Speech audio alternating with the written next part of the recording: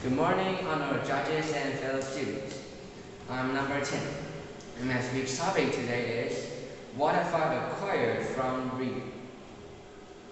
One thing that some people might say in this age of technology, reading is a rare virtue and a dying habit that is hard for young people like me to take on. Well, I'd rather see this in a different light. With advanced technology, reading has in fact become a thing of inevitability, and reading materials enormously plenty. The only thing left for us to do is to decide what we wish to acquire from reading.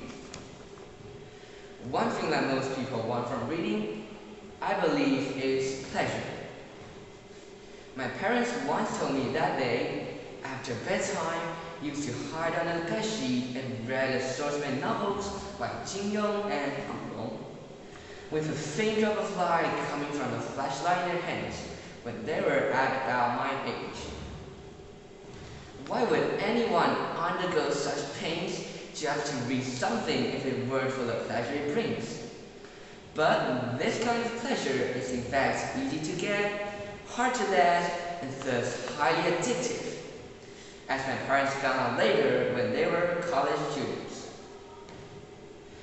I didn't quite understand what my parents were trying to teach me, but my curiosity was indeed aroused by the words intended to acquire such pleasure by reading, or at least trying to read, the book they recommended, Wonder by R.J. Palacio.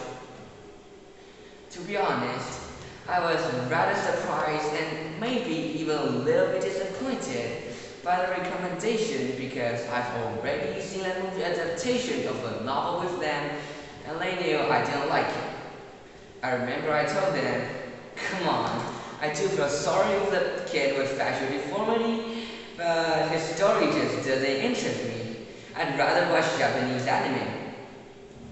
My father saw my disappointment when he handed me the novel and said, maybe the movie doesn't really do the novel justice. Please give the good story another chance in its original form. So I read it, and I love it. Of course, I didn't fall in love with it right away. In fact, I kind of hated it at first when I started reading it. I often got stuck by words like, the universe takes care of all its birds.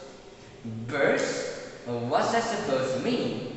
Aren't we talking about a poor boy's life? I was frustrated, but I didn't like the feeling of being defeated. So I looked these words up on the internet, the most convenient and yet powerful tool of our generation.